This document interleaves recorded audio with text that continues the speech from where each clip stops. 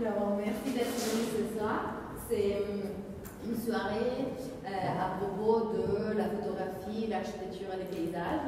On va avoir deux petites conférences, deux petites présentations. On est content d'avoir avec nous ce soir Baptiste Manet et Martial Manet qui vont nous parler du livre Album d'architecture Abidjan. Baptiste Manet, architecte, Martial Manet, doctorant. Voilà. Après, on a Jaime Meloni, photographe, et Giorgio Peguin, professeur à l'école de Cagliari, en Sardaigne. Et ils vont nous parler du livre qu'on est en train de faire ensemble, Voyage en Sardaigne, dans les mines. Voilà, je vous laisse la parole. Bonsoir à tous.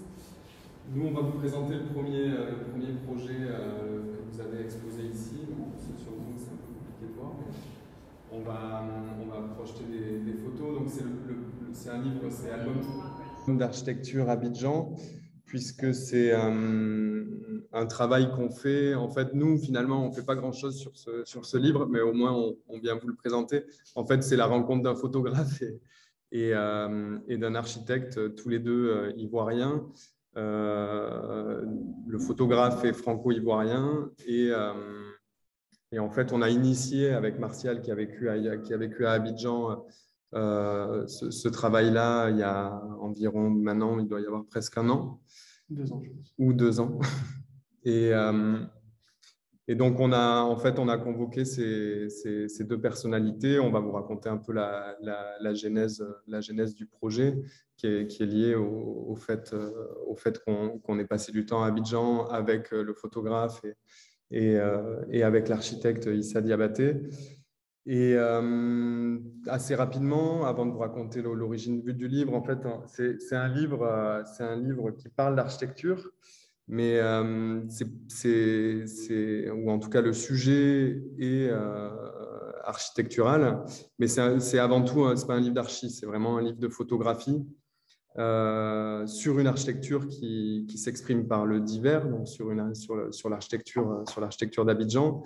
Et c'est un ouvrage en fait qui entend ou qui propose un regard photographique sur des bâtiments qui ont été construits après l'indépendance de la Côte d'Ivoire et en fait qui sont assez représentatifs d'une forme de modernisme tropical et en fait de tout ce que ça a engendré ensuite sur sa descendance sur la ville d'Abidjan essentiellement. Donc peut-être Marcel, je vais te laisser présenter un peu l'origine du livre puisque c'est d'abord une rencontre de personnalités. L'origine, le tout début de ce livre, enfin avant même qu'on ait l'idée de faire le livre, la base du livre, c'est une visite que propose Issa Diabaté, donc qui est un architecte ivoirien formé aux États-Unis, qui a bossé chez Nouvelle, il me semble, et d'autres grosses agences aux États-Unis, qui est rentré en Côte d'Ivoire, s'associer dans une agence qui est devenue une énorme agence. Je pense que c'est la plus grosse agence d'Afrique de l'Ouest maintenant, avec Kéré, je ne sais pas. Et donc Issa, sur son temps libre, un samedi matin par mois, enfin quand il peut, il propose des visites gratuites d'Abidjan et d'un quartier en particulier qui s'appelle le Plateau, qui est maintenant le centre d'affaires, le centre administratif de la ville et qui autrefois était la capitale blanche, la capitale coloniale, la troisième je crois, parce qu'il y a une première capitale à Bingerville, une seconde à Bassam, et après les colons français en l'occurrence sont venus s'installer sur le plateau. Ça s'appelle le plateau tout bonnement, c'est comme à Dakar. Dans pas mal de villes ouest-africaines, c'est le plateau parce que c'est un quartier qui est surélevé par rapport au reste de la ville. Donc, d'un point de vue de salubrité, à l'époque, il y avait moins de moustiques, donc les colons s'installaient là-bas et faisaient face à ce plateau la ville noire, c'est un quartier qui s'appelle Trécheville maintenant, et qui continue d'être un quartier plutôt populaire, même si ça a beaucoup évolué. C'est un quartier qui continue d'être un peu le point d'attraction de l'émigration et de l'immigration ouest-africaine en Côte d'Ivoire, en particulier pour les classes populaires. Donc, ISA propose des visites du plateau. Moi, je l'ai fait une fois avec le père de ma copine qui est architecte. On se dit que c'est vachement bien, tout ça. Baptiste vient quelques mois après à Abidjan en voyage nous voir. On fait la fête, machin. On rencontre François-Xavier, le photographe, un photographe qui est représenté par la galerie dans laquelle travaille ma compagne. Et on commence à discuter avec lui de ce projet-là, enfin qui n'était pas un projet à l'époque, mais en parlant d'ISA et de la richesse architecturale d'Abidjan. Autour d'un Ginto, comme souvent les démarrages de projets. Et sachant que lui, c'est un photographe, c'est pas du tout un photographe d'architecture, enfin, je ne sais pas si c'est le bon terme, mais il fait des photos pour des architectes, des shootings, mais il a sa pratique principale, c'est un photographe qui travaille pour lui essentiellement, mais qui est toujours intéressé par l'architecture, enfin l'architecture surtout, oui, et le paysage, ou le rapport entre la nature et l'architecture et le construit, et ça au début uniquement en Côte d'Ivoire, maintenant il change un peu il élargit son champ d'intérêt. Donc, on propose, voilà, non, sur le soir, on ne propose pas, on discute juste, on s'entend bien, et en rentrant à Paris, on en discute avec Baptiste et on envoie un mail à Issa, un mail à François-Xavier en disant est-ce que ça vous intéresserait, sachant qu'il y avait déjà du côté de Baptiste la structure qui était Cosa Mental Cariatide. Donc, on se dit que c'est l'occasion pour le faire. Donc, on propose en rentrant, on leur envoie un mail. Eux, tout de suite, nous disent OK, on y va. Sachant que eux, finalement, ça ne les engageait pas en grand-chose. Après, c'est là où c'est nous qui avons été moteurs du projet. Moi, j'étais encore à Abidjan. J'ai passé un an de plus à Abidjan, donc j'ai pu lancer pas mal de pistes pour récolter des fonds. Pour dialoguer un peu plus avec Issa, qui nous fasse une liste de bâtiments qui est considérée comme un peu emblématique du modernisme tropical en Côte d'Ivoire. Et à partir de ça, voilà, on s'est organisé avec François-Xavier qui vit entre la Côte d'Ivoire et La Rochelle pour que quand il aille en Côte d'Ivoire, il fasse des sessions de photos, ce qui n'est pas simple d'un point de vue d'autorisation, que ce soit pour des bâtiments publics où là c'est vraiment très compliqué, ou même pour des bâtiments résidentiels où il y a des gardiens. La Côte d'Ivoire, c'est quand même une histoire relativement troublée depuis la décennie 2000. Là, c'est beaucoup plus stable, mais voilà, il y a une espèce de crainte de montrer un peu son intérieur ou du moins de montrer une forme d'intimité. Donc, ça s'est fait lentement. C'est pour ça que voilà, ça fait plutôt 2 ans qu'on y est, mais là, on est au bout. Qu'est-ce que je peux vous dire d'autre? Et voilà. Et après, nous, ce qui nous a motivés là-dedans, au-delà du fait que moi, j'adore cette ville et que personne ne l'identifie comme une ville où il y a une architecture remarquable, ou du moins certains bâtiments remarquables, c'était aussi de valoriser cette ville au-delà du côté, je sais pas, Abidjan, c'est la fête ou le business en fonction d'où on se situe sur l'échiquier, pas politique, mais sur l'échiquier de vie. Donc, c'était aussi de montrer la qualité esthétique et architecturale en sélectionnant des bâtiments emblématiques de cette période qui s'étend de la fin de la colonisation aux années 70-80 et qui ont souvent été c'est souvent des architectes européens, français, le plus connu étant Chaumette. Donc voilà, c'était montrer ces bâtiments dans une logique de les pétrifier un peu parce que la rentabilité financière de ces bâtiments est assez pauvre, parce que c'est souvent des bâtiments qui ne sont pas construits en hauteur, mais plutôt à l'horizontale, et donc qui sont souvent, il n'y a pas forcément toujours, même quasiment jamais de politique patrimoniale de conservation, donc qui sont actuellement, j'espère que ça changera, les plus emblématiques, non, mais certains bâtiments très intéressants ont été détruits et sont détruits petit à petit pour construire des tours parce que le foncier au plateau, c'est très très cher et donc il faut rentabiliser le foncier. Et donc on construit des tours en verre, climatisées, beaucoup moins intéressantes d'un point de vue architectural que ces bâtiments-là où où c'était des bâtiments qui étaient pensés pour être ultra ventilés, qui sont construits par rapport à l'orientation du soleil. Donc, je te laisse. En fait, c'était assez intéressant. En fait, ce sont même des bâtiments qui sont très intéressants parce qu'en fait, en gros, c'est ce qu'on appelle le modernisme tropical. En fait, c'est vraiment une adaptation, entre guillemets, une adaptation climatique de préceptes de l'architecture moderne. Donc, en fait, ça transforme l'écriture qu'on connaît en tant qu'architecte de ce mouvement théorique-là et en fait des applications qu'elle a pu avoir en Europe et ailleurs à travers le monde dans différents climats. Et en fait, ça crée des choses qui sont des situations qui sont extrêmement intéressantes d'un point de vue purement architectural. Et il y a aussi, en fait, tous ces bâtiments administratifs, aujourd'hui, ils sont plus, on le voit, ils sont un peu déshumanisés, ils sont plus du tout habités, les rez-de-chaussée sont complètement… et donc, mais sauf qu'ils sont encore là, ils sont encore représentatifs, en fait, de cette période post-indépendance. Donc, nous, en fait, on a amené le sujet, on n'était pas en capacité forcément d'en parler ou de le montrer, puis ce n'était pas du tout notre rôle. Donc, c'est très intéressant qu'Issa Diabaté, qui a une origine, comment dire, qui a une vraie connaissance et une vraie connaissance de l'histoire de la ville, de l'histoire récente de la ville d'Abidjan. D'ailleurs, sa mère, Aïssa Diabaté, était ministre de la Culture juste après, quand ils ont créé la Constitution. Et je crois même que son père a participé à l'écriture de la Constitution. Donc, en fait, il était imprégné, il avait beaucoup d'épaisseur sur cette question historique pour raconter l'histoire d'Abidjan. Donc ça sera transcrit dans le livre à travers une longue interview qu'on a menée avec lui. Et après, c'est un livre de photos et c'est le regard de François Xavier.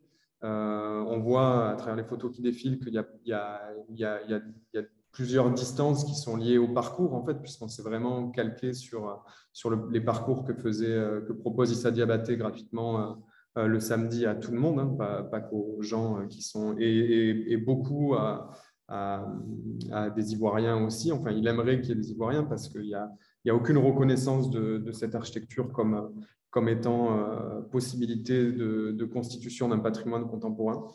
Et donc, voilà, en fait, c'était aussi un des moteurs au fil des discussions, au fil des balades et tout avec François Xavier et avec Issa, c'est qu'il y a assez rapidement, en fait, cette volonté de créer ou en tout cas de prolonger une réflexion sur ce que, plus général, en tout cas, sur ce que peut être la constitution sur ce qui fait patrimoine, en fait.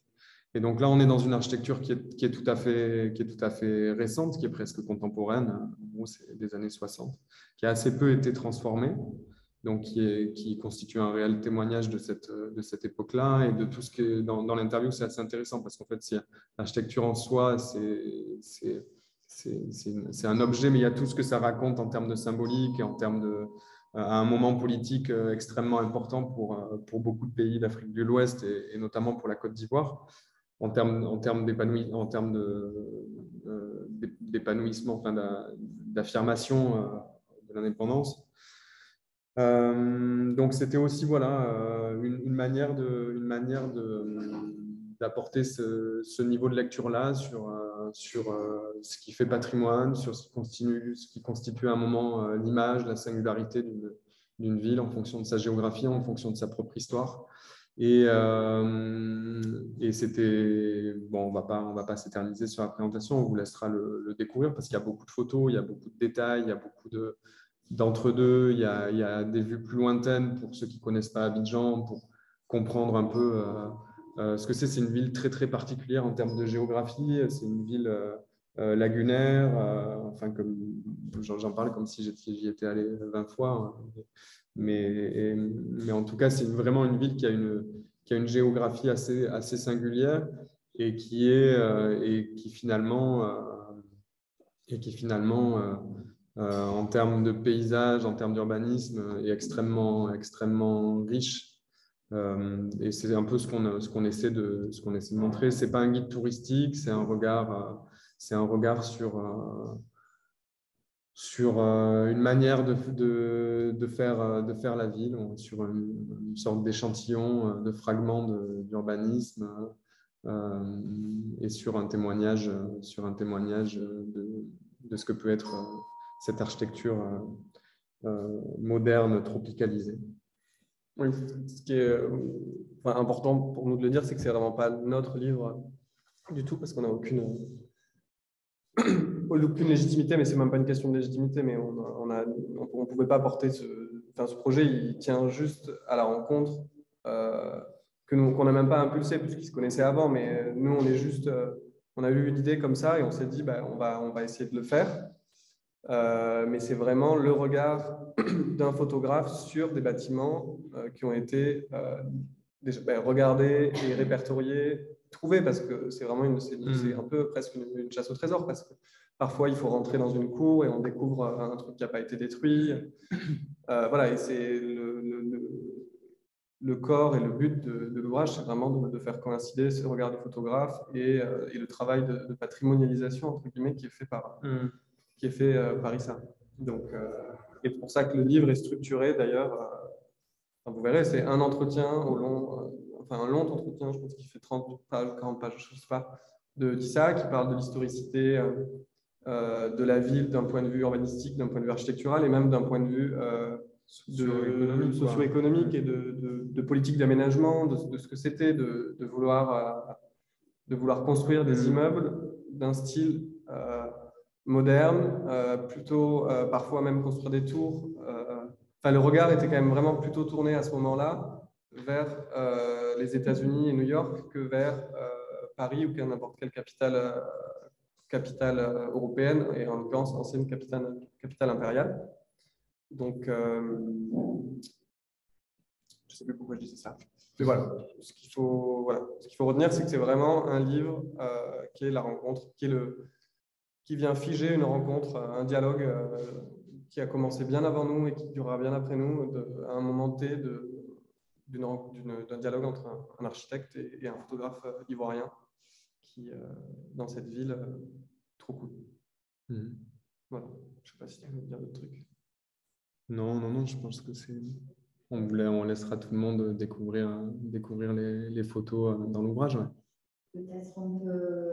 Oui, mais moi j'avais une question. Je me demandais si les questions, on les groupe à la fin, peut-être, parce que ça peut aussi être des questions croisées entre les deux projets. Juste un truc, par exemple, vous voyez cette photo-là, ça, en fait, c'est vraiment l'architecture ultra... C'est une cage d'escalier d'un immeuble lambda d'habitation. En fait, ça, c'est des choses qui ne sont pas répertoriées. Ça, c'est la cité du... C'est pas très bien mon truc. C'est la cité du Trésor, je crois, ou la cité administrative, mais c'est pareil, personne n'y entre, donc personne ne le voit. Qu'est-ce qu'il y a d'autre? Bon, la cathédrale, ça, c'est la cathédrale, mais bon, ça, c'est visible de tout le monde qui se balade. Ça, c'est un truc qu'on a quand même galéré pour avoir des autorisations, parce que ça s'appelle RASCOM, ça gère les réseaux satellitaires, donc en plus, il y a des questions stratégiques. Donc, on a vraiment eu du mal, mais ça, personne n'est jamais rentré dedans, ça n'a jamais été photographié. Ça, c'est une porte, un petit détail de porte à côté. Ça, c'est quand je dis qu'il n'y a pas de politique patrimoniale, c'est que ça, c'est une bibliothèque, c'est la Bibliothèque nationale qu'a fait Chaumette, je crois, et qui est complètement laissée à l'abandon quasiment, en fait. Ils entretiennent juste une salle de lecture en bas je crois que c'est la salle de lecture pour les enfants en plus. Mais sinon, il n'y a pas de volonté de la préserver. Donc, de toute façon, un jour, elle sera détruite pour construire une bibliothèque. Ça m'étonnerait fort, mais peut-être autre chose. Ça, c'est un peu différent. C'est la Société Générale. C'est le siège de la Société Générale, où il y a une immense coupole. Chaumette qui l'a fait aussi. Donc, ça, c'est entretenu de façon beaucoup plus... Et en fait, il y a quelque chose qu'on peut préciser que vous découvrirez, parce nous, c'est vraiment quelque chose qui nous a interrogés. En fait, c'est que tous ces bâtiments-là, ils ont été construits dans une forme d'élan post-indépendance, de démonstration, d'affirmation de l'indépendance. Et en fait, on a questionné Issa Diabaté pas mal là-dessus, parce qu'ils ont continué en fait d'être construits par des architectes européens entre guillemets, enfin, et français, donc issus d'une tradition. Et en fait, il nous a... Enfin, vous verrez dans l'entretien, va pas tout spoiler, mais en fait, on l'a vraiment interrogé là-dessus parce que c'est assez questionnant en fait de se dire. Et on comprend assez bien ce qui a pu se passer, c'est que l'école d'architecture d'Abidjan, il y a très peu d'écoles d'architecture en Afrique de l'Ouest, et l'école d'architecture d'Abidjan, elle a à peine 20 ans, ou même pas 10 ans. Donc en fait, il n'y avait pas de. Et donc il explique comment justement Houphouët-Boigny, donc un peu le père de l'indépendance, qui a été président pendant 30 ans, qui a créé l'université et tout, comment justement ils ont transcendé un peu cette question-là en fait de l'après-colonie et de la post-indépendance. Et c'est vachement intéressant d'un point de vue politique, en fait, tout ce que raconte ça. Donc, je vous invite à acheter le livre quand il sortira. Ils en parleront beaucoup mieux que nous, donc ça sera beaucoup plus intéressant pour ce qu'on raconte là. Voilà. Ok. Vous avez déjà répondu à ma question. Je te voyais venir. Ouais. C'est pour ça. Donc, c'est à nous maintenant. Alors, pour qui me connaissent, c'est que, en fait, moi, j'aime bien faire des préambules. Les premiers, c'est que pour la jouer un peu cool, nous aussi, pour préparer les livres, on s'est retrouvé face à un ginto. Vu que ça a été évoqué, je me disais c'est important. Après, l'autre chose, c'est que malheureusement, Giorgio ne parle pas trop bien français. Donc, la chose, c'est que moi, je vais essayer de traduire ce qu'il va dire. On sait qu'on va essayer de dire ensemble. Et donc, ça va être un peu rythmé par rapport à ça. L'autre chose que je voulais dire, c'est que oui, vous allez voir des images qui vont passer derrière, qui sont des images qui vont aussi accompagner ces livres. Et c'est un peu les points de départ aussi de ces travaux. Donc là, peut-être que qu'est-ce que vous faites? Je ne parle pas bien le français. Les questions sont très complexes pour mon langage. Alors, c'est mieux qu'il parle en italien. Mais parlerò lentamente italiano.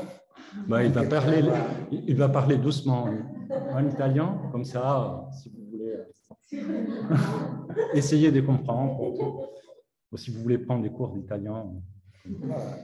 La prima questione mi è piaciuto molto il vostro lavoro. Ça nous a plu votre travail. E ci sono due similitudini che però come dire, che fanno due di points questi en due progetti forse un po' un insieme di modo di lavorare, no? Abbastanza simile. Et il y a deux, je résume, hein, il y a deux points d'approche qui sont très similaires dans les deux projets qu'on vient de présenter ce soir, chose que je trouve aussi. Parce que les thèmes sont différents. Mais il n'y a pas des hommes dans votre... Et aussi, dans notre travail, il n'y a pas de personnes, pas de populations, des habitants. C'est une question non?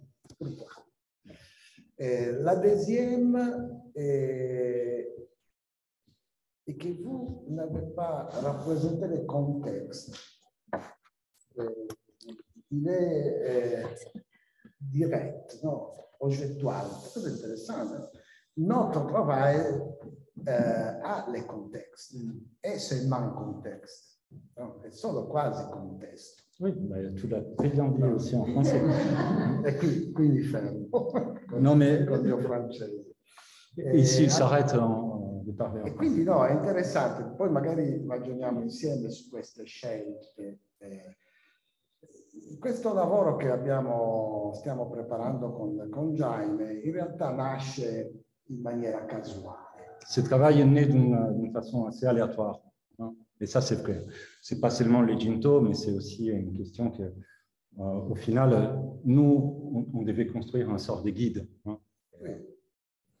Et au final, on se retrouve à faire quelque chose d'un peu différent. Una guida turistica, no? Une sorte de guide touristique. En fait, nous, on a reçu de l'argent pour faire un guide touristique. Mais quando porteremo il libro finale diranno dov'è la guida? Donc, nos clients, quand ils vont voir les résultats, peut-être qu'ils vont être un peu déçus. Mais bon, ça, c'est un peu l'idée. Sarà divertente. No, in realtà poi ci siamo domandati che cos'è oggi una guida. Et du coup, on s'est interrogé sur qu'est-ce que c'était un guide touristique, un guide en général.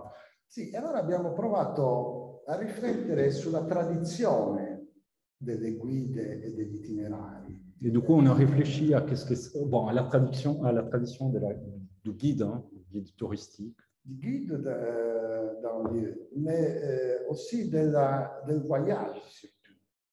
Del voyage attraverso la conoscenza, che è forse il nostro riferimento più importante, a partire dal XIX secolo. Bon, c'est juste pour dire qu'il y a eu un basculement, en fait, entre ces moments où on passe du guide à une sorte de voyage des connaissances. Donc, c'est quelque chose que nous, on a essayé d'aborder d'abord aussi d'un point de vue historique. Donc, retrouver un peu aussi l'esprit du voyage de 1800. C'est un peu ça. Le voyage diciamo, dell'apprendimento, non so, oui, della conoscenza. In Italia tutti ricordano due parole del Grand Tour e le voyage. Le voyage en Sardegna è il titolo del nostro lavoro, ma è anche il titolo di un libro fatto nell'Ottocento dalla Marmora, era un politico dello Stato sardo-piemontese, dei Savoia, si parlava anche il francese e quindi il titolo proprio nasce come libro Voyage en Sardaigne. Donc, pour expliquer un peu aussi les points disons, initial de ces travaux qu'on a essayé d'amener, c'est déjà les titres, non? Cette idée des voyages en Sardaigne a aussi un ancrage historique. D'un côté, parce que bon, voilà, dans la culture italienne, on sait très bien qu'il y a ces sortes de références au grand tour et au voyage. Et les voyages en Sardaigne a été aussi le titre d'un livre fait en 1800 par La Marmora, donc un homme politique du royaume des Sardaignes et aussi du royaume de Savoie, donc, où il y avait aussi cette sorte de relations à la France, dont notamment cette question des relations aussi au titre et au mot voyage comme mot en français pour évoquer aussi cette idée de l'exploration, l'idée aussi de faire une sorte de découverte d'un territoire. Ça, c'est un peu aussi les points de départ. Donc, les titres Voyage en Sardaigne a aussi un ancrage historique, une sorte de point de départ qui est aussi lié à cette question historique très précise. Et j'essaye aussi de préciser certaines choses. C'est que si les grands tours, c'était un peu les voyages classiques qui permettaient aussi aux pensionnaires de la Villa Médicis et d'autres de découvrir, disons, tous les classes,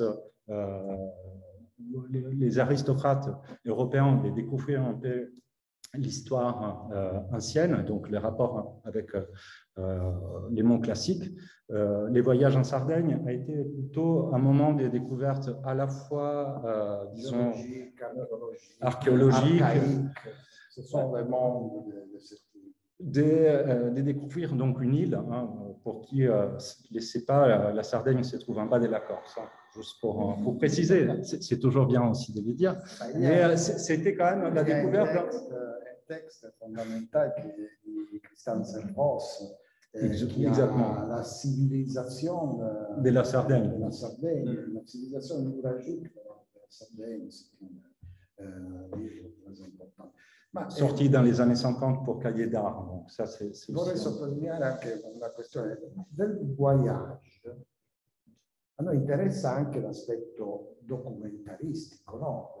L'autre chose qui nous intéresse du voyage, c'est aussi cette idée de documenter, mais aussi interpréter en même temps. Esattamente. Soprattutto ci interessa il meccanismo di trasposizione che nel Grand Tour, nel voyage, quelle esperienze hanno potuto realizzare in termini di trasmissione di una conoscenza differente. Il Grand Tour ci interessa non tanto per il Giorgio. Il faut que moi je traduise aussi.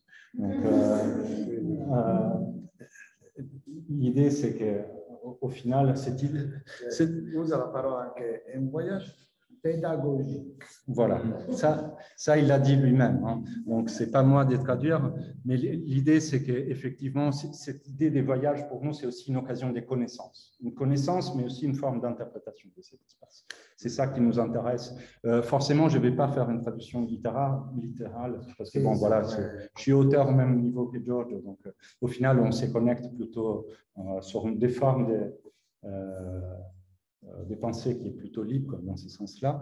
Et l'idée, c'est aussi celle de pouvoir restituer un peu cette idée de voyage. Un voyage qui est aussi une approche des connaissances vraiment directes de ces lieux. Une forme aussi d'exploration, hein, une forme aussi de restitution de ce qu'on se retrouve à voir devant ces territoires. Voilà. In realtà, ecco, possiamo dire, la struttura del libro non è quella di un itinerario per luoghi et per sequenze geografiche. On n'a pas construit une sorte d'itinéraire sur un territoire précis, même si on travaille sur cette idée d'évoquer l'idée qu'on est dans les mines. Donc, on est vraiment sur un territoire qui a eu aussi une présence minière assez forte et c'est explicite, je pense. Mais la chose qui est importante, peut-être, c'est plutôt cette idée que notre itinéraire est assez plutôt évocateur. Oui. Thématique. Thématique et thématisé. Thématisé.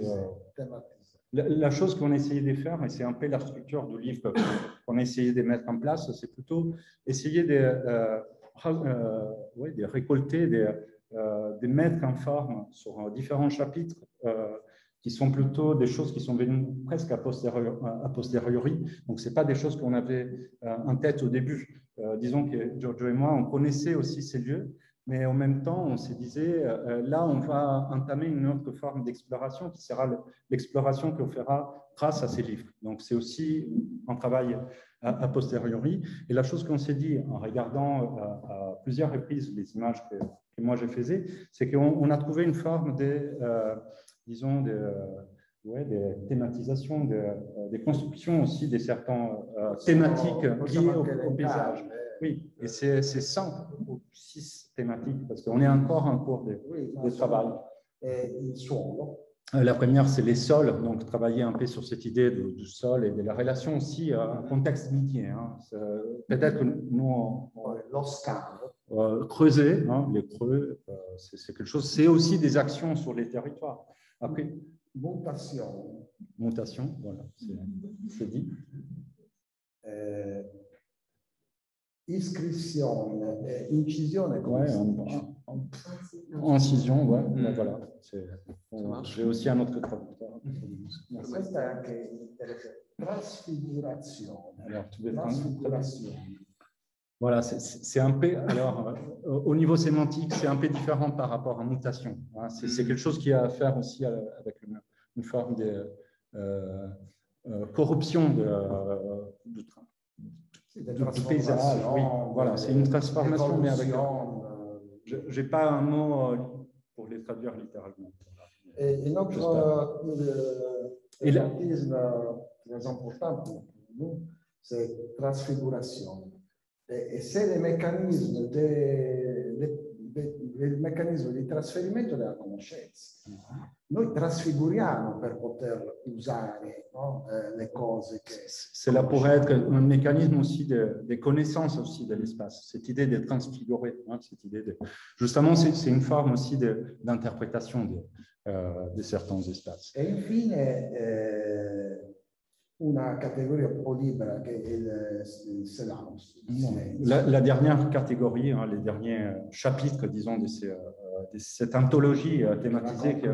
Oui, di un'uvra musicale, no?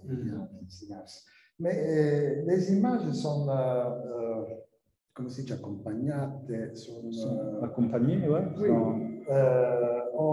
o s'interse, forse meglio. Ouais, et s'entremêlent aussi avec des textes, en fait.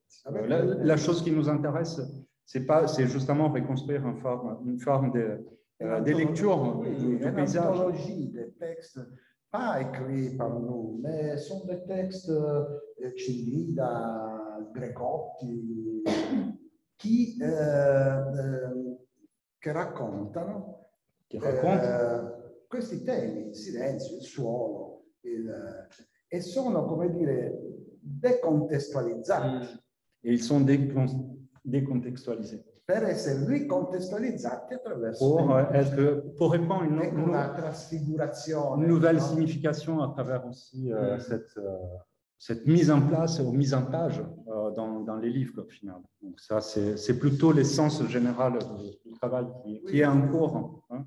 Et ça s'est fait un peu comme une première exploration, parce que quelque chose qu'on n'a pas dit, c'est que Voyage en Sardaigne, on espère en faire une collection, une petite collection de 2-3 livres. On commence avec cette opportunité qui nous a été donnée de commencer par sur ces territoires. Et au final, la chose qu'on aimerait faire, c'est continuer à travailler sur ces voyages en Sardaigne, toujours en les déclinant sur des aspects précis du territoire en Sarde, dont notamment la question des villes nouvelles qui ont vu les jours dans les années 30 par les fascismes. Donc, ces moments un peu historiques qui est aussi très important. Et est-ce que les mines, elles sont plus du tout… À ton avis, en regardant les images, moi j'aime bien aussi que les gens aient une forme d'interprétation. Est-ce qu'il y a une forme tu vois, de témoignage de l'histoire sociale aussi de la Sardaigne de l'histoire populaire en fait de la Sardaigne, parce qu'en fait c'est assez marrant, on parle du schéma qui serait un guide touristique et en fait on est complètement dans autre chose de l'imaginaire collectif, tu vois, de l'image qu'on peut avoir de la Sardaigne, de la… disons que pour nous, c'était plutôt une forme d'exploration. C'est ça qu'on essayait de dire et d'évoquer aussi dans les titres. C'est que ces voyages, au final, est devenu vraiment une forme de nouvelle exploration. Et la chose qui est intéressante, c'est de dire que la photographie, c'est quelque chose d'intéressant. C'est depuis sa naissance ou sa découverte, a toujours accompagné un peu les phases de découverte aussi de certains lieux. Hein. C'est un peu aussi comme ça qu'on pourrait voir surtout les débuts de l'histoire de la photographie, des moments aussi des voyages, et après on revenait aussi ramener certains fragments.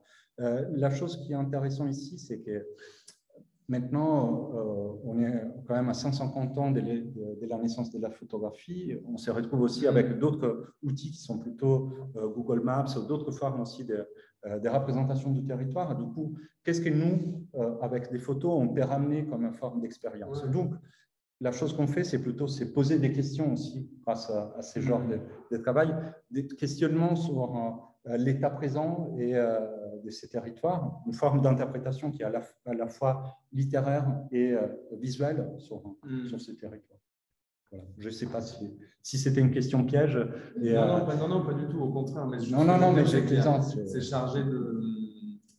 En fait, c'est quand même chargé d'histoire, la question de la mine. Donc, je voulais savoir si ça, c'était intéressant. Et en même temps, la chose qu'on essaye de faire, c'est pas justement trop jouer sur l'effet ruine. Hein, c'est pas du tout calquer trop là. Bon, effectivement, elles sont là, elles sont présentes. Ça serait un peu difficile de les effacer. Mais en fait, tu vois, par exemple, dans celle qui vient de passer, par exemple, en fait, il y a la photo, au-delà de ce qu'elle représente d'un point de vue optique et tout, elle est chargée d'histoire avec au pluriel, quoi. En fait, tu vois, c'est une géographie qui a été modifiée, qui a été habitée, qui a été utilisée et exploitée. Donc c'est ça que non, mais c'était juste, c'était pas du tout une question piège ou quoi que ça, c'était juste parce que je trouve que elles sont assez puissantes, les photos.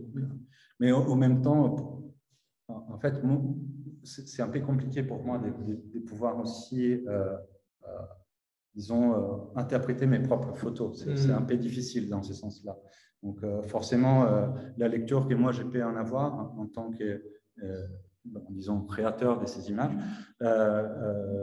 c'est différent par rapport à la tienne, parce que moi, j'ai la charge aussi d'une signification qui est aussi personnelle du moment où j'étais là, de la tâche que j'ai pu aussi avoir à ces lieux. C'est totalement différent. Donc, c'est pour ça que j'essaie aussi, à un moment, de m'éloigner aussi de cette possible lecture sur les images. Voilà, c'est pour ça que… Devo dire anche un'altra cosa importante, questi luoghi una volta che perdono la loro funzione originaria, ces lieux, une fois qu'ils perdent leur fonction originelle, si offrono come qualcos'altro. deviennent quelque chose de différent. Oggi è come i monumenti antichi, no? Che in realtà ça devient comme un monument, l'essence d'un monument. Il loro valore è quando non sono più quello, lo diceva anche Luigi Snozzi, no? Che l'acquedotto diventa, non è Pour citer Luigi Snozzi, l'acqua devient quelque chose de bien quand il perd sa valeur d'utilisation. E purezza. E allora qui abbiamo cercato di ritrovare i fondamenti del paesaggio e dell'architettura. Ce qu'on a cherché de faire, c'est de retrouver aussi les éléments de ces paysages, justement. E questo è stato possibile proprio perché oramai sono destoricizzati, non funzionano più e quindi rimangono frammenti. Allora c'è una libertà di sguardo, no? Di uso che è assoluta. Ma questo è un meccanismo, e qui lo devo dire, pedagogico, nel senso che lo possiamo trasferire anche in altre situazioni, dall'archeologia antica ai mondi. Quindi è interessante guardare ciò che abbiamo perso con l'occhio invece che ci consente di ritrovare la ricchezza di ciò che abbiamo perso, le possibilità di ciò che non è più. Questo io credo che sia il meccanismo della creatività. Il y a aussi une valeur pédagogique de pouvoir regarder ce qu'on a perdu et de retrouver aussi du sens dans tout ce qu'on revoit dans ces lieux, dans ces passés qui a quand même a été habité. Donc voilà, visiblement, je ne suis pas un très bon traducteur, ça se voit, mais bon, j'espère que vous avez quand même compris quelque chose. Oui, mais pour nous, parce qu'on arrive à comprendre tout. Pour les autres, j'en suis vraiment désolé, mais mon niveau de traduction, c'est pas... S'il y a des questions, on est là pour... Doveva essere jazzistico. Ouais, voilà. Nous, on a tout misé sur l'improvisation et ça se voit. Mais bon, voilà. Au final, j'espère qu'il y a quand même 2 ou 3 concepts clés qui sont sortis. Ma speriamo comunque che si sia capito il senso del libro. Questo è importante. La chose qui nous intéresse maintenant, c'est plutôt de vous donner à voir ces livres en cours, qui n'est pas encore fini. Donc, pour nous, c'est aussi difficile de pouvoir en parler maintenant parce qu'il y a encore des phases de production de l'objet, mais j'espère que ça a été un peu plus clair. Le message est passé. Très clair. Parfait. Bon, tant mieux. Merci. Un po' anche, qui chiudo, il lavoro del bricoleur. No? Oui, on a fait du bricolage. Rimette, ed è un divertissement.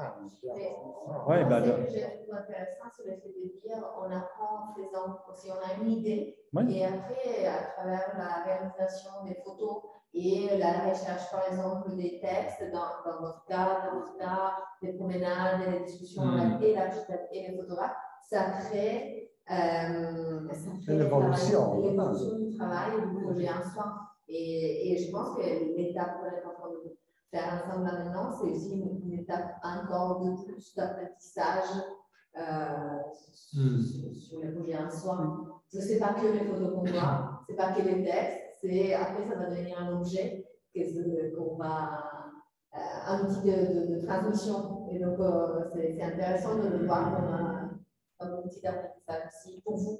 Oui, bah surtout parce que là, il y a une version qui est à la fois projetée, ou en tout cas affichée sur un format qui ne sera pas non plus celle qu'on va voir dans les livres. Donc, c'est totalement autre chose au final pour moi, et aussi en termes de fruition des images, c'est totalement différent, à mon avis. Donc, c'est là où aussi les livres aura aussi une certaine mise en forme totalement différente. Voilà. Est-ce qu'il y a des questions? En fait, pour qui? Parce que c'est un point commun. Je me demandais, est-ce que dans les deux cas, qui sont deux territoires très différents, est-ce qu'il y a de l'archive à la fois pour ces bâtiments modernistes et capitalistes, et à la fois pour, j'imagine, ces exploitations minières? J'imagine qu'à chaque fois, il y a des archives ou pas. Est-ce qu'elles sont visuelles, par exemple, postales, et dans quelle mesure ces archives ont éventuellement pu informer le regard de l'entreprise sur ces objets?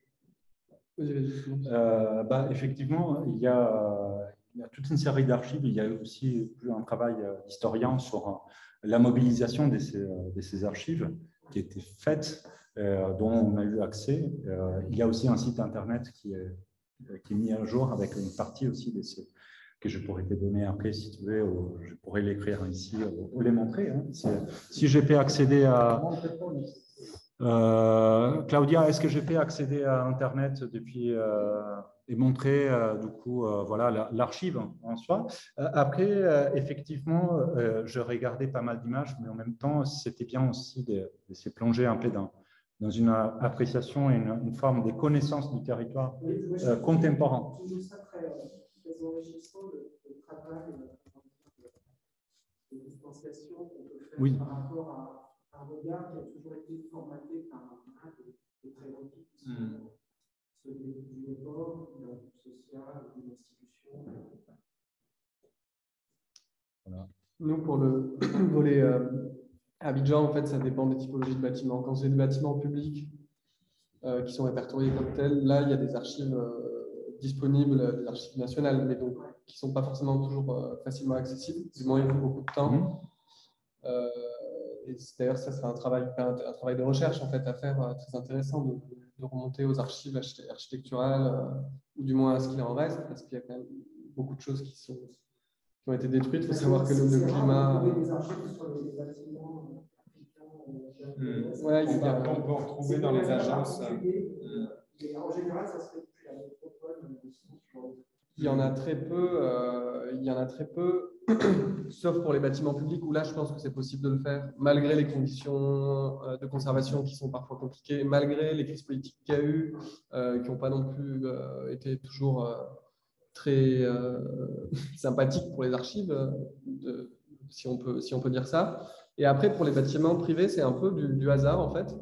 C'est qu'il faut essayer de retrouver un premier propriétaire ou aller voir les agences quand elles existent encore. Et là, par exemple, la semaine dernière, une amie m'a envoyé un plan qu'avait fait DLM, qu'elle a retrouvé par hasard en allant chez le coiffeur, en parlant à une personne qui habitait dans cet immeuble-là dans les années 80 ou 70, où la mère... Et donc, en fait, pour les bâtiments privés, pour les bâtiments d'habitation, il faut fonctionner comme ça. Donc, c'est vraiment un projet à part et ce sera un projet super intéressant. Après, il y a... vu qu'il n'y a pas de... En fait, notamment sur les bâtiments de cette époque-là, qui est assez récent, enfin, qui est assez proche de nous, en fait, vu qu'il n'y a pas de reconnaissance de ces bâtiments comme constitutifs d'une sorte de patrimoine, en fait, il n'y a pas eu de volonté. Donc là, ça commence... à travers notamment, ça vient des architectes, donc c'est plutôt bien, à travers notamment l'ordre et puis aussi, j'imagine, l'école d'archi, puisque en fait, c'est un travail d'histoire sur les sujets en fait, sur lesquels ils travaillent, sur leur ville. Donc j'imagine que ça se développe, c'est-à-dire le fait de créer justement ce contenu d'archives. En fait, ce que sera aussi un peu le livre, c'est-à-dire que c'est aussi un peu la création d'un inventaire non exhaustif d'archives visuelles. Et c'est en ça où c'est assez similaire avec la démarche sur la Sardaigne. Mais, ça peut être une base de travail pour aller... Parce que moi, honnêtement, je pense que, du moins, la majorité des bâtiments ont été construits par des agences européennes. Donc, je pense que si on a le temps, admettons, si on a un financement de recherche pour faire ça pendant 3 ans, on peut retrouver la quasi-totalité des bâtiments parce que les agences, voilà, je pense que Chaumette, il a un fonds d'archives énorme qui est un peu dispatché, mais je pense qu'on peut retrouver beaucoup de choses là-dedans. DLM, c'est pareil, c'est une agence qui existe encore. Donc, je pense que c'est assez facile de retrouver. Il y a pas mal d'architectes italiens qui avaient construit là-bas. Donc, je pense que c'est un vrai travail à faire, mais qu'on peut le retrouver. En tout cas, ils ne sont pas accessibles comme ça, en allant sur Internet. Parce qu'il faut faire des images plus populaires, des petites cartes postales, tout ça. Même les billets d'argent, non? Il n'y a pas cette représentation. C'est souvent Billets d'argent, non, parce que c'est le billet. C'est vrai que souvent, la monnaie de recherche en France sur un bâtiment et tout, souvent, c'est vrai que les cartes postales donnent un état à un moment précis assez. Mais là non. Je sais pas trop ça. Des photos, il y en a plein, par contre. Là, moi, quand je parlais d'archives, c'était plutôt des archives d'un point de vue plan, de la conception. Des photos d'Abidjan dans les années 50, enfin, d'Abidjan il y en a à foison, et ça, c'est pas un problème. Nous, on s'est posé, après, il y a des questions de droit, mais nous, on s'est posé la question de est-ce qu'on en incorpore? Parce que la mère d'Issa est une historienne qui avait son propre fonds, donc ça pouvait se faire. Après, on a fait le choix de ne pas l'incorporer justement pour donner à voir les bâtiments tels qu'ils sont maintenant dans leur périssement actuel.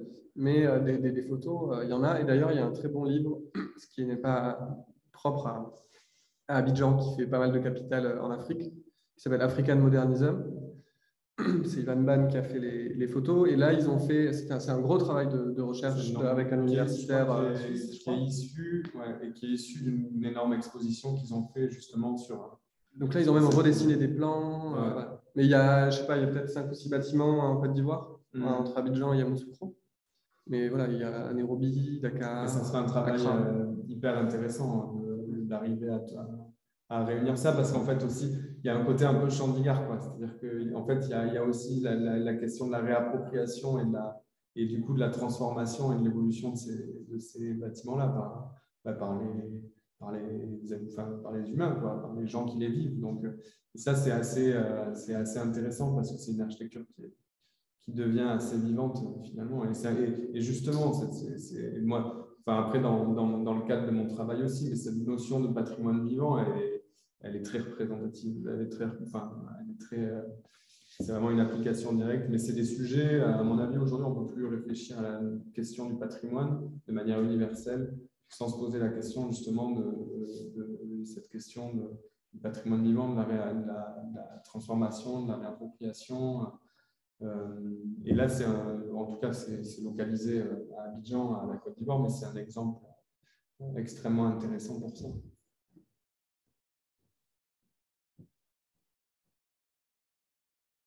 D'autres questions? Oui. Moi, je suis curieux de l'organisation pour les deux sujets, les deux projets, de l'organisation du travail et de la répartition des rôles. Sur les questions de texte, image, est-ce qu'il y en a un qui est, par exemple, dans le cas, le photographe s'occupe des images, le photographe s'occupe des textes, est-ce que vous êtes présent et des images? Comment ça se passe? Non, allez-y, vous êtes, il y a les deux acteurs principaux. Non, mais attends, il y a une question pour vous aussi. La question est peut-être différente parce qu'il y a deux autres personnes, mais c'est pareil, est-ce qu'il y en a un qui est plus avec le photographe et qui est plus avec le Moi, du coup, on peut répondre nous plus rapidement parce qu'eux, ils vont en parler vraiment de leur propre expérience. Nous, c'est vrai que, en fait, vraiment, l'auteur, c'est le photographe, puisque c'est vraiment un livre. Après, nous, on est allé chercher de l'information à travers cette interview qu'on a menée avec Issa, mais qui est plutôt au second plan. Et en fait, ils ont déjà travaillé ensemble parce que l'agence Popili Diabaté a fait une exposition où François Xavier, le photographe, avait photographié des projets qui sont hyper beaux, qui ont été construits un peu plus loin, le long de la lagune à Assigny. Donc, ils se connaissaient, ils avaient déjà collaboré ensemble. Mais c'est vraiment l'auteur qui… Et nous, après, on fait de la coordination et on a comment dire, créé un peu les fondations d'un discours partagé, visuel et textuel. Et après, voilà, on a assuré la coordination de ça et on a créé on a documenté par le biais de cette interview, mais nous, on est vraiment au second plan. Sachant que l'interview, elle est décorrélé des prises de vue. Ouais. En fait, la base, c'est les prises de vue de François-Xavier, que nous, on découvrait au fur et à mesure de ses voyages. L'interview qu'on a menée avec Issa, donc nous, on avait bossé un peu de notre côté pour ne pas poser de questions trop stupides. Mais c'est complètement décorrélé des photos de François-Xavier. Il ne parle pas sur les photos de François-Xavier. Il parle de l'architecture, du patrimoine, de l'aménagement à Abidjan. Après, on lui pose une question sur son propre rapport personnel et esthétique au travail de François-Xavier. Et ça, c'est décorrélé. Sachant qu'il y a un autre texte, il y a 2 autres textes. Nous, il y a un tout petit texte de présentation vraiment minuscule. Et après, il y a un autre texte plus général d'une personne qui travaille dans la galerie de François-Xavier, qui présente un peu le travail général de François-Xavier, qui est un travail lié à l'architecture et au patrimoine, et particulièrement la place que prend ce travail particulier de François-Xavier dans son œuvre générale, sachant que c'est un travail de commande, puisque c'est nous qui lui avons, enfin, entre guillemets, même si lui avait déjà commencé. Je ne peux pas parler à sa place, mais ce n'est pas un travail qui compte exposer dans une galerie forcément. C'est un travail de... Et vous alors? Pour nous, ce qui nous concerne, voyage, c'est déjà au pluriel, donc il y a une volonté de construire chacun aussi sa propre, avec sa propre expertise aussi, une partie de ses voyages. Et du coup, la chose qu'on a fait, c'est plutôt essayer de travailler sur des moments collectifs qui sont plutôt des réunions, des moments aussi. On discute. Oui, des partages. Exactement. C'est un partage plutôt au niveau de la pensée, mais disons, George écrira de son côté. Moi, une partie des images, je les ai faites en solitude. Et d'ailleurs, ces derniers chapitres qui s'appellent Silence, c'est aussi un peu l'expérience que j'ai vécue en faisant des photos sur place. J'étais vraiment seul et dans un silence absurdant. Bon, voilà, si c'est comme ça, on peut les dire. Mais bon, voilà, c'est aussi la restitution des expériences qui, même si sont collectives, parce qu'on travaille ensemble et on partage, au final, il y a une partie d'individualité. Io credo anche l'obiettivo di cercare qualcos'altro rispetto all'evidente. Ouais, on cherche quelque chose qui est autre par rapport à ce qu'on voit tout de suite, hein, à l'évidence. Jaime lo fa con l'immagine. Io in questo caso lo faccio con i testi, no? La ricerca di text, inventare le immagini, ma non testi scritti da me, ma testi di altri autori. Quindi devo dire c'è un terzo autore nel libro. Il y a aussi un troisième auteur, mais juste pour synthétiser ce que tu viens de dire, en fait, la question, c'est aussi une forme d'exploration qui va aussi à la recherche des autres textes, justement, et qui est un apparat sur lequel on ne s'est pas trop concentré parce que ce n'est pas ça qu'on a montré aujourd'hui. C'est moins sexy montrer des extraits au quoi que, mais on ne l'avait pas préparé comme ça. Hein. Et, non, mais j'ai... Et il y a au fond aussi un troisième auteur qui participe au travail et qui travaille sur une cartographie. Et qui, il y a une carte, seulement une carte, qu'il n'y a pas de carte d'itinéraire, non, c'est une carte libre, c'est une nouvelle vision. Oui, une nouvelle couche aussi de... Les textes, les images et la carte. Comment? Ce sont la carte, c'est non, mais c'est aussi une autre forme de connaissances justement abstraites, parce que bon, si on peut trouver que les images ont aussi un rôle un peu documentaire, les textes justement permettent de construire aussi une forme d'abstraction déjà, et la carte ajoute aussi une autre forme de lecture, qui n'est pas seulement une lecture, disons, technique. Ce sont les 13 éléments de la guide. Oui, mais qui au final, on retrouve dans tous les guides. Hein, c'est cet aspect rationnel. Le lecteur ne se trouve pas dans le guide touristique, se trouve dans le projet. Mais les éléments sont exactement, non, images, texte et carte. Sauf qu'il n'y a pas cette approche très connotée de l'efficacité du guide, parce que c'est ça en fait qu'on s'est dit.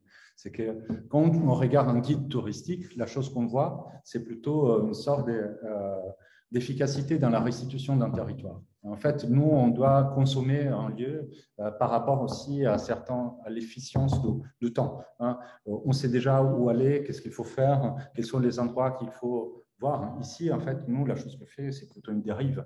C'est justement de construire ces points de vue pour fournir une vision autre. En fait.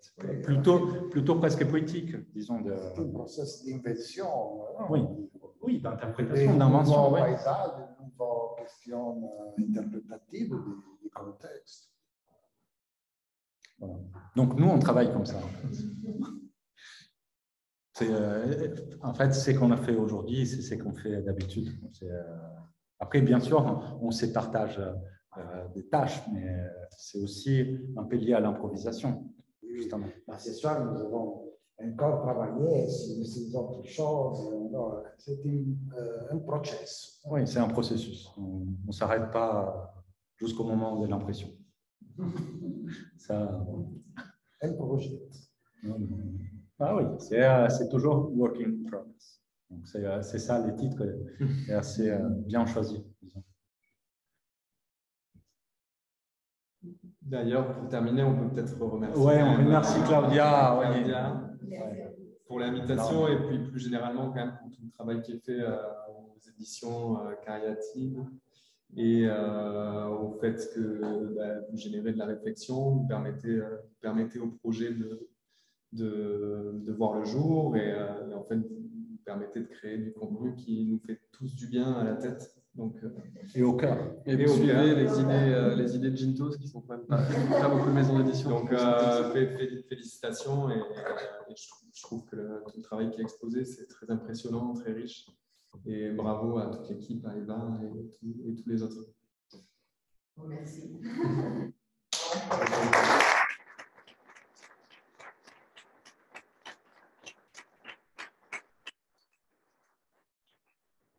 Merci beaucoup pour cette conversation. Non, c'est une session de jazz, c'était trop bien.